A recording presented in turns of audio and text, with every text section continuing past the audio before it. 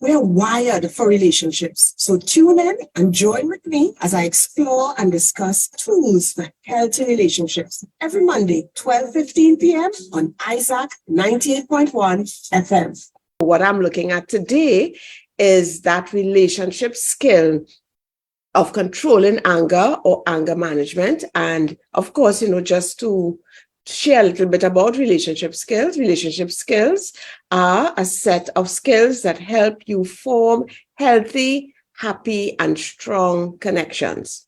In general, relationship skills are any abilities that help you to connect with others and to form bonds. And they can be, it's a broad range of abilities and important relationship skills. And these are the ones that I would be looking at: self-awareness, emotional regulation. So we did those two: empathy, being vulnerable, and this fifth one, controlling anger or anger management, which I felt paired very well with emotional regulation. Number 6, conflict resolution, active listening. 8, talking and listening to each other with openness and respect, especially with respect to when we have difficult conversations. 9, forgiving. 10, repenting and apologizing. And 11, setting boundaries. So we'll be getting back to touching on boundaries because it's a really important relationship skill. So as I said in the last program, I would have completed emotional regulation and started anger management. So I felt I wanted to put anger management in one package. So I'm starting from the top on anger management. So I think once you're alive, we know about that emotion and feeling of anger, right? Even God gets angry.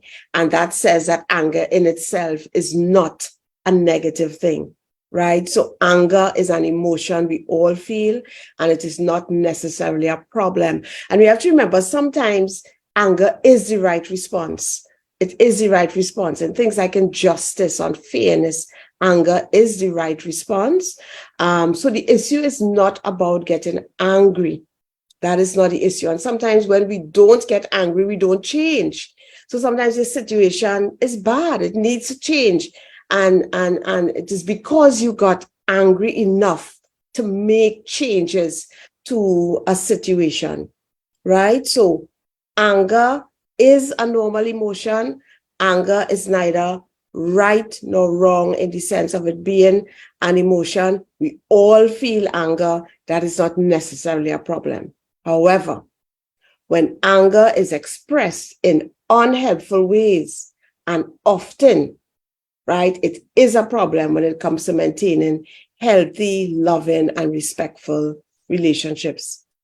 And we know that anger is a feeling that ranges from mild irritation. So we say all of these feelings are the angry family of emotions. So things like irritated, annoyed, upset, frustrated, all of these things are considered part of that angry family of emotions. So it could be from mild irritation to fury to rage. Anger is a natural response to situations where we feel threatened or we believe another person has unnecessarily wronged us, or when we feel our loved ones are being threatened or harmed. So I am sure if anybody decides to harm or threaten Tiffany, child or children, I'm not sure.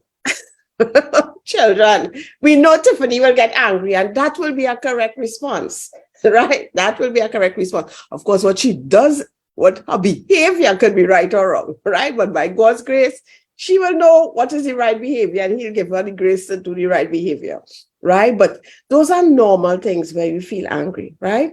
Anger may result from frustration when our needs or desires or goals are not being met. So, you're trying to do something, trying to get through something. You go to our office to get help with something, and they're just giving you a whole run around. So, you're just frustrated. You're just angry, right? When we become angry, we may lose our patience and act impulsively, aggressively, or violently. And notice I said we may. It doesn't have to happen. Now, people sometimes confuse anger with aggression. Aggression is a behavior. So aggression is behavior. Anger is feeling. Anger is an emotion. You put cognition to it, feeling, right? So anger is a behavior. Aggression, is a behavior that is intended to cause harm to another person or to damage property. This behavior can include verbal abuse, threats, or violent acts. Anger, on the other hand, is a feeling that does not necessarily lead to aggression. Therefore, a person can become angry without acting aggressively.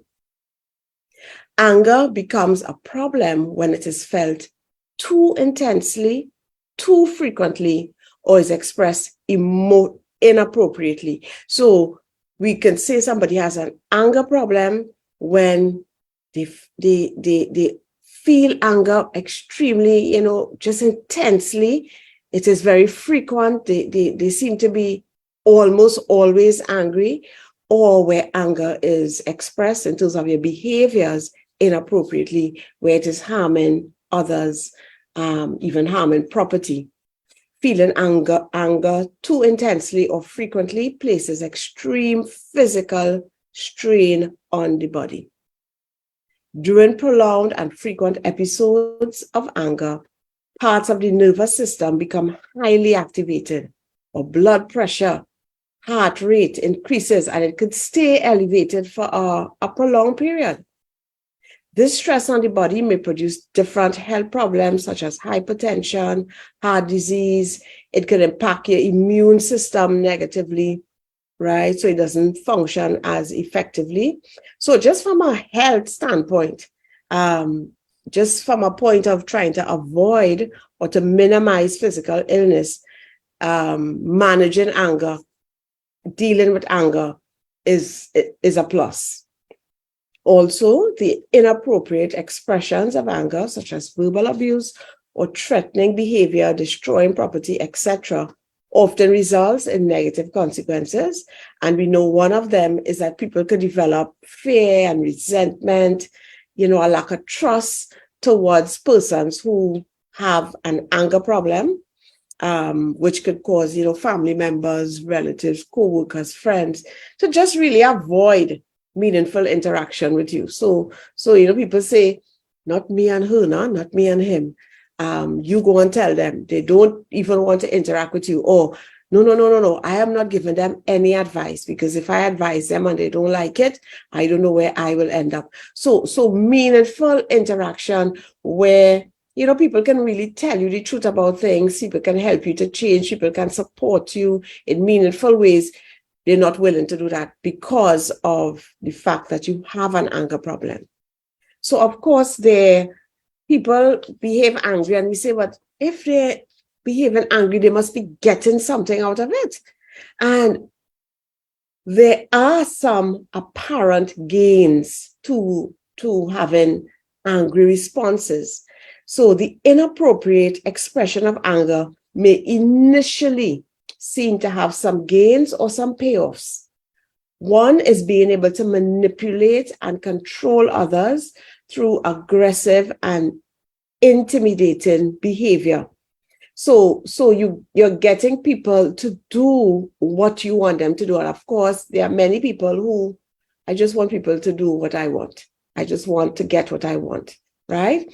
So that others may comply with someone's demands because they fear the verbal threats or they fear the violence.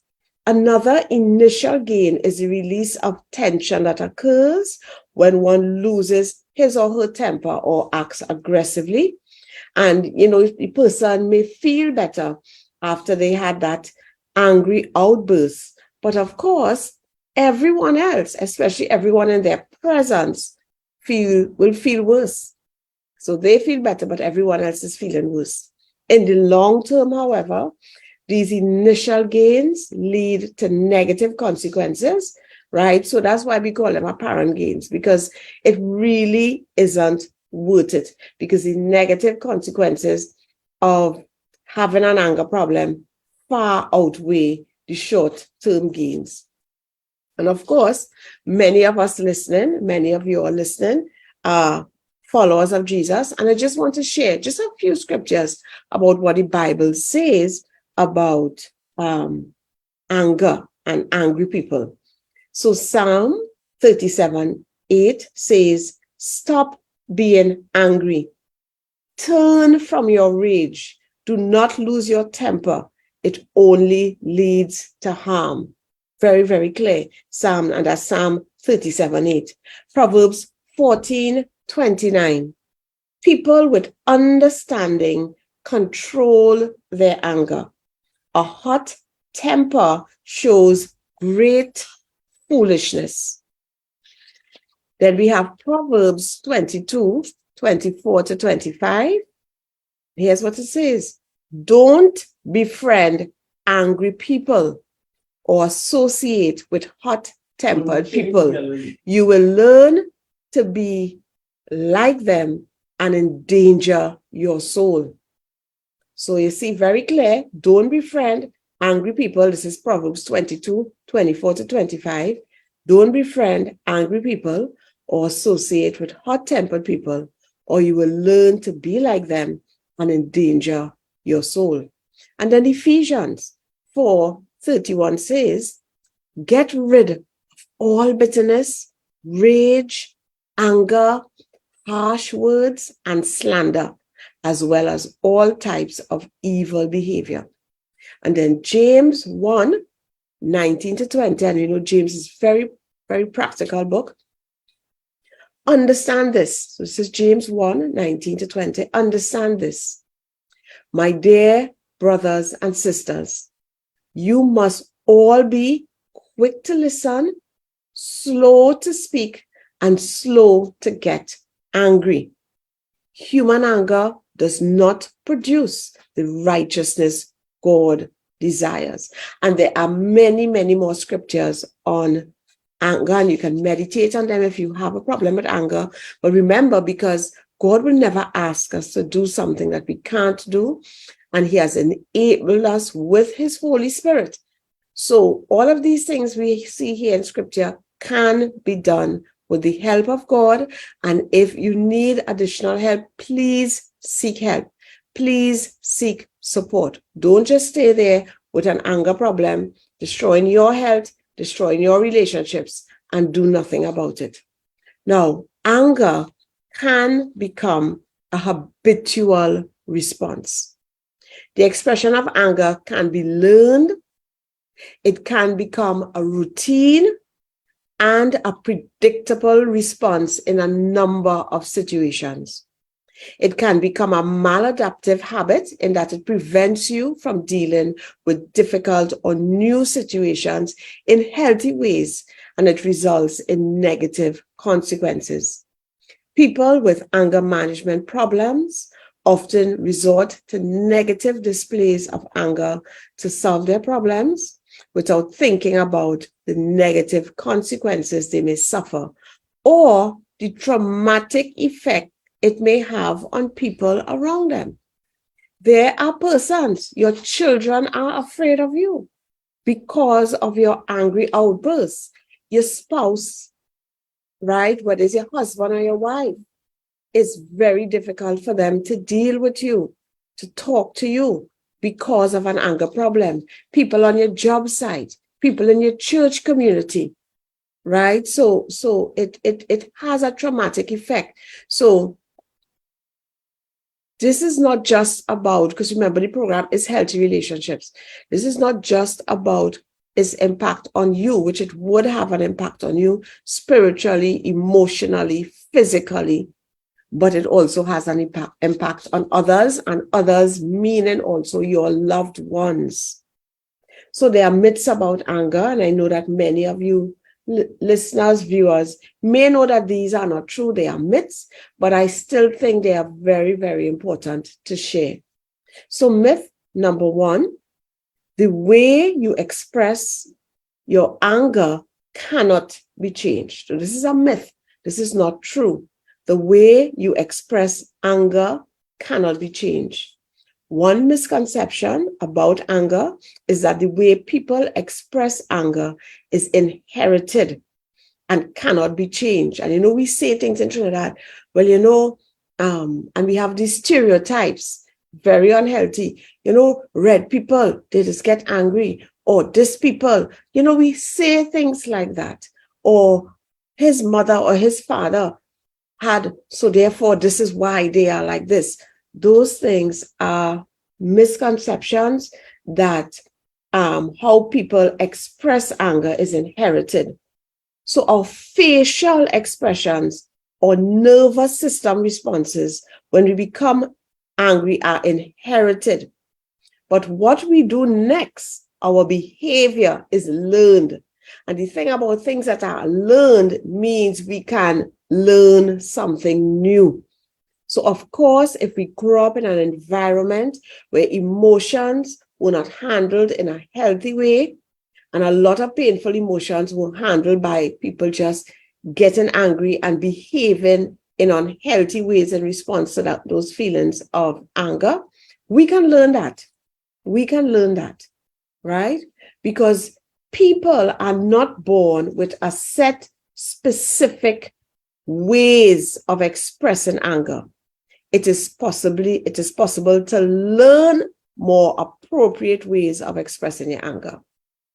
Similarly, it is also possible to change the way your nervous system reacts when you get angry. You can learn to calm down more quickly with practice. So do not believe just because, and this is for some of us, may have come from homes where persons in the home had anger problems and we see it in ourselves. It does not have to stay like that. It can change. Secondly, anger automatically leads to aggression. Of course, that's not true because then this world will be a much more unsafe and horrible place, right? So this other myth, anger automatically leads to aggression. A related myth involves the misconception that the only effective way, to express anger is through aggression. There are other, we know that, more constructive ways and assertive ways to express anger. You must be assertive to get what you want. So that's the third myth. Not assertive. That assertive is the right thing. You must be aggressive, right? You must be aggressive to get what you want. So there are people who believe if I'm not aggressive, I will not get what I want. Many people confuse assertiveness with aggression. The goal of aggression is to dominate, to intimidate, to harm, to injure another person, to make people frightened so they will do what you want, right? It really is to win, to win. Conversely, the goal of assertiveness is to express feelings of anger in a way that is respectful of other people. Expressing yourself in an assertive manner does not blame or threaten the other person, and it minimizes the chances of emotional harm. Now, the fourth myth, venting anger is always desirable. And this one, because I know we have things like rage rooms and stuff like that now, right? So for many years, there was a popular belief that the aggressive expression of anger, such as screaming, beating a pillow, putting something on the wall, a bag, and putting a bag and just coughing it up, right, was healthy and therapeutic. Research studies have found, however, that people who vent their anger aggressively simply get better at being angry and aggressive. So instead of learning another way to deal with the feelings of anger and how those feelings impact our mind, our bodies, right? We just get better at being aggressive and expressing anger in an aggressive way, right? So in other words, venting anger in an aggressive manner reinforces aggressive behavior. So important parts now. So what do we need to do to break the anger habit, that whole cycle of being angry and acting in unhealthy ways. We have to develop an anger management plan. An anger management plan. So you can break the anger habit by becoming aware of the events and the circumstances that trigger your anger and the negative consequences that result from it, right?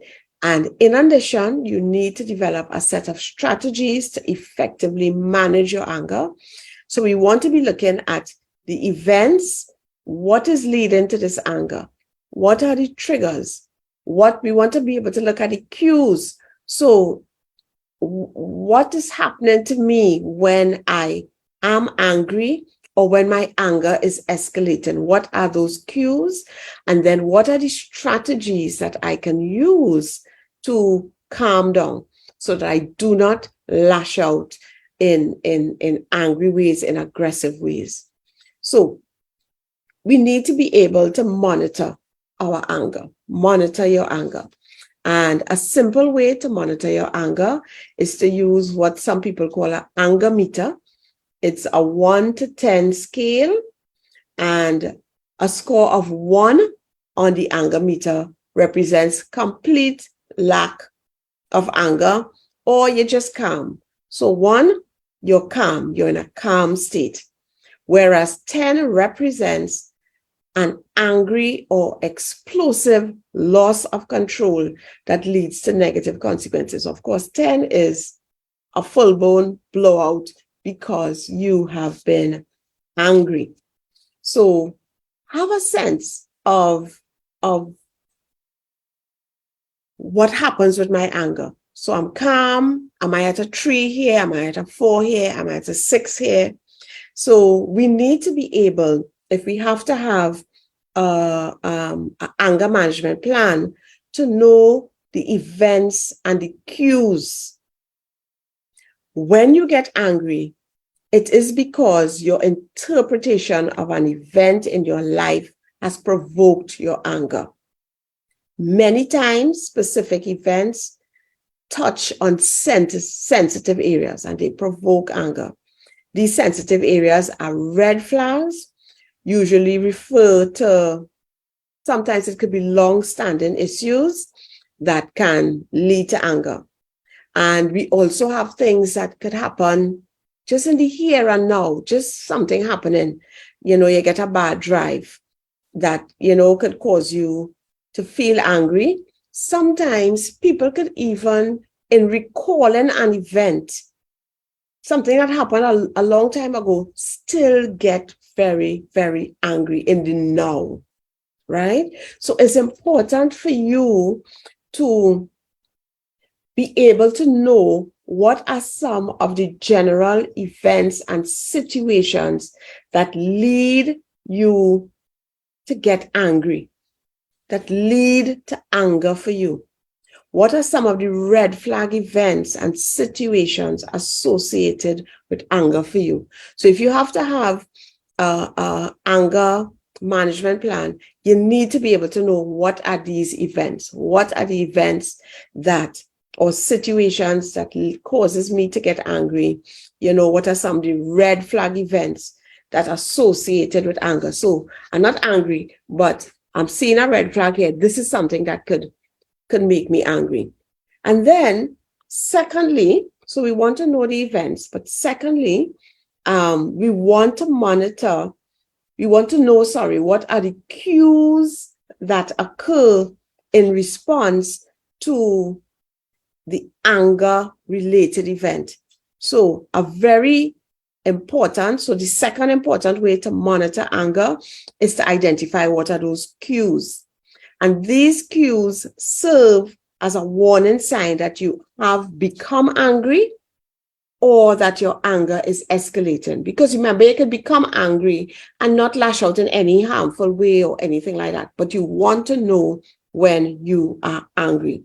And cues can be broken down into 4 categories: physical, behavioral, emotional, or cognitive. And cognitive has to do with your thoughts. What are you thinking? So remember, these cues are what is happening to me that lets me know that I am angry or that my anger is escalating. So, as I said, you have 4 categories of cues. You have the physical, and physical could be, I feel like my heart rate is increasing, or I feel a tightness in my chest, or there's rapid breathing, or I feel tenses in my muscles. I am feeling hot or flush. I've had clients say they feel like over their lips start to sweat or their lips start trembling. So what are the physical cues that tells you I am angry or my anger is escalating?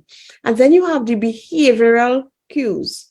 So you could start pacing, clenching your fists, grinding your teeth, raising your voice, find yourself glaring, right? What are those physical things that says I'm angry or my anger is escalating?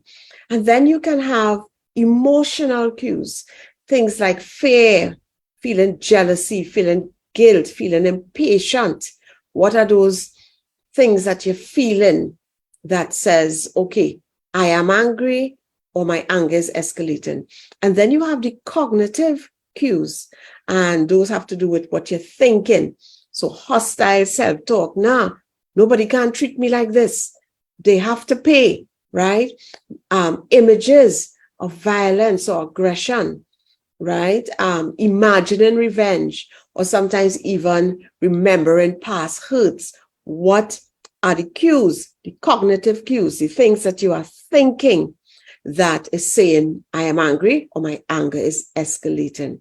So even if you're listening, you're viewing, you know you have an anger problem. So apart from looking at the events that can cause you to get angry, or red flags for anger, you can also look at what are my cues that says I am angry or that my anger is escalating. Those physical cues, those behavioral cues, those emotional cues, and those cognitive cues, or what am I thinking?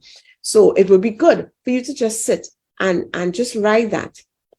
But then you have to have anger control plan.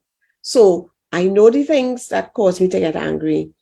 I am aware that I am angry or that my anger is escalating. What do I need to do? I must have some plan, right? An effective set of strategies for controlling anger should include both immediate and preventative strategies. Examples of immediate strategies include timeouts, deep breathing exercises, and thought stopping. Examples of preventative strategies include developing an exercise program, right? Changing irrational beliefs, even just being healthy, getting enough sleep, eating on time, because we know when we get hungry or when we have, when we're very tired, it is much harder to control certain things, right? So this first strategy of timeout, and timeout is a basic anger management strategy that should be in everyone's anger control plan, right? Because you can use a timeout to collect yourself, to change a situation when you feel the anger building. And in its simplest form, timeout means taking a little step back, moving away, taking some deep breaths to get the cortisol and the adrenaline levels to go down, right? You're breathing in through your nose, hold for like a count of 3 out through your mouth, feel it relaxing, right? And if you want, you can go online, you can go on YouTube and learn how to do deep breathing, right? So very basic, a basic strategy. It means that you're leaving the situation that is causing the escalation, or sometimes simply stopping the discussion, zip it, right? And breathe, just to take it down. Now, you can develop a formal timeout policy that involves your relationship, things like family members or friends or even co-workers. So you know you have an anger problem and you're saying, listen, this is what I am going to be doing so that I can take control of this aspect of my life. The formal use of timeout involves having an agreement, right? A prearranged plan by which any of the parties involved can call a timeout and to which all parties have agreed to in advance.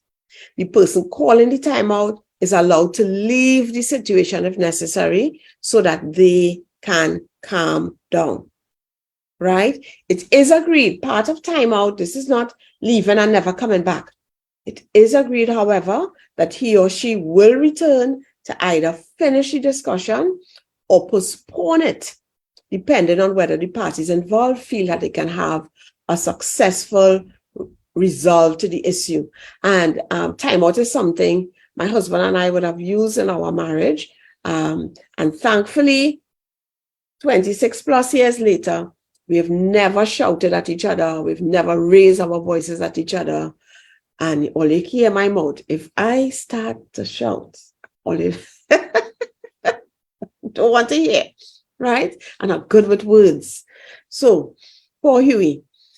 So we use timeout. So once we know either one of us was upset, we would, either one of us could call a timeout. And that timeout had a certain amount of time.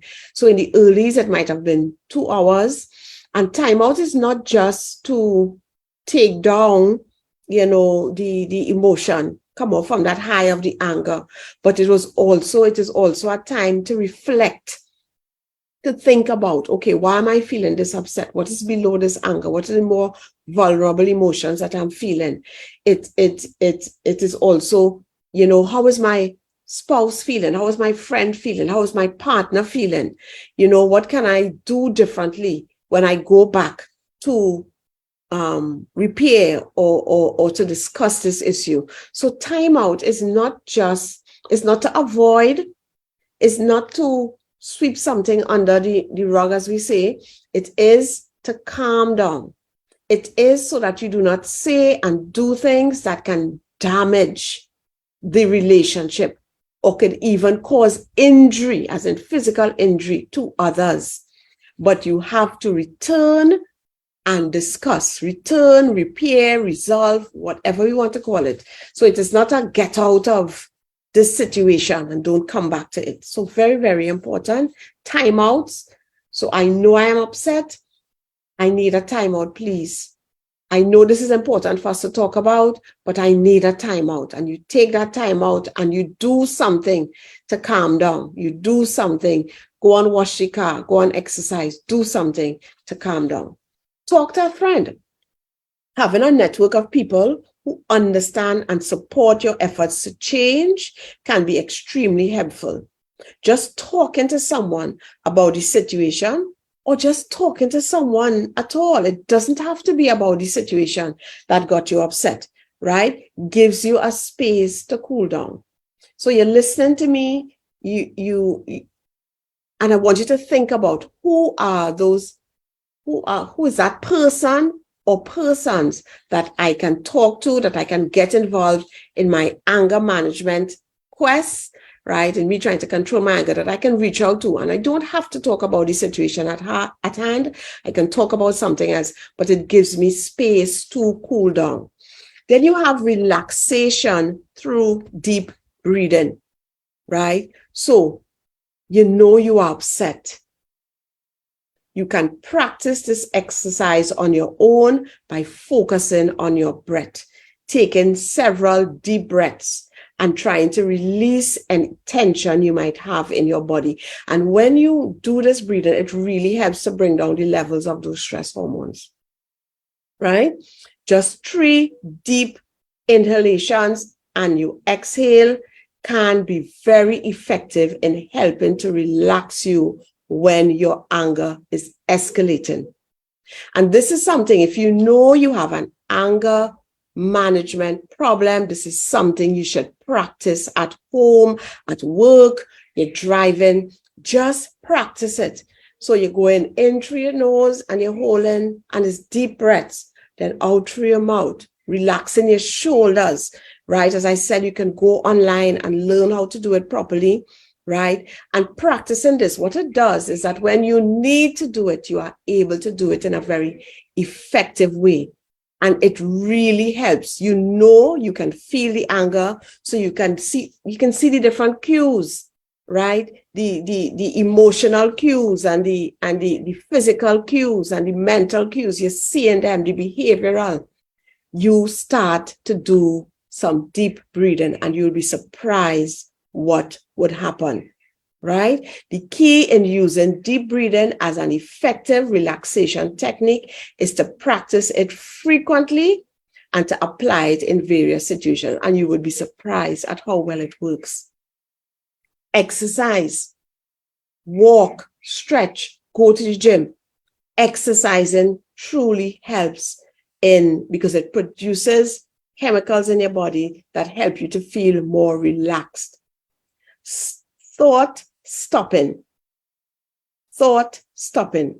Another approach to controlling anger is thought stopping. In this approach, you simply tell yourself through a series of self-commands to stop thinking the thoughts that are making you angry. So remember, we said one of the cues to anger is cognitive cues or dealing with your thoughts, right? For example, you might tell yourself, I need to stop thinking these thoughts. So you're actually saying this to yourself, Petreece, you need to stop thinking these thoughts. I will only get into trouble if I keep thinking this way. So you're actually saying to yourself, I will only get into trouble if I keep thinking this way. Stop thinking these thoughts. Or don't buy into the situation. Don't buy into the situation. Don't let them pull you in. Or don't go there. So in other words, instead of trying to dispute your thoughts and your beliefs at that point in time, and we spoke about this when we spoke about cognitive restructuring, right? Where there's another way to look at this. There's another way to see this. Sometimes when we're very angry, we can't do all that processing. Because remember, when we get angry, the cortisol and the adrenaline that is released in our brain literally causes this part of our brain, the frontal lobe, which is there to do logical thinking. It also helps in moderation of behavior and memory.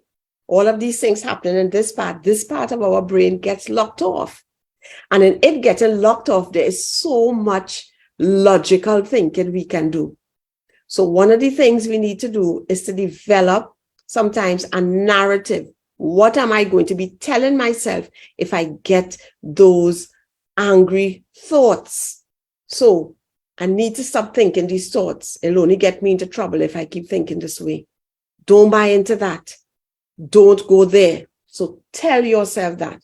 So instead of trying to dispute the thoughts, the cognitive restructuring, and if you want to hear about that, the program I did on emotional regulation, I spoke in depth about cognitive restructuring, right? So the goal here, when we're talking about thought stopping, is to stop your current pattern of angry thoughts before they lead to an escalation of the anger and a loss of control, right? And of course, there are other anger management strategies like just changing the beliefs that contribute to anger. So sometimes we need to be able to either sit with ourselves or even sit with a counselor and look at the beliefs that we have that are contributing to anger. So we're looking at truly changing our mindsets. Sometimes learning to focus on problem solving strategies in just terms of, instead of just focusing on the feeling, writing things down or composing an unsent letter so that you can get the anger out, writing about it to get that anger out. Learning to be assertive, just learning to communicate in healthy ways. Learning to ask for what you want and what you need, using I statements instead of aggressive you, right? And work on responses that help with your anger. Develop a list of things to say to yourself before, during, and after situations which can make you angry. All right. So I'm really hoping that you would have gotten some good techniques, some good information in developing your own anger management plan. And remember, once you have an anger problem, it would be good for you to write like a little script of what should I be telling myself if I feel like I'm getting angry. Yes, instead of the things that you say to yourself, what stupidness is this? I have to deal with them. They're not getting away today. They're going to, people talk about they're going to get peace of my mind, right? No, we're not doing that. We're saying something differently to ourselves and we're going to act in healthy ways. So Tiffany, that's it. Petreece's number, all right? It's a WhatsApp number. The number is 329-7383, 329-7383. And you can check out her website, coffeeconsultant.com, coffeeconsultant.com. You can also check out on Facebook at Petreece Cuffie and Associates, Equipping People for Life. And on Instagram, you can follow her at Petreece Cuffie 1470.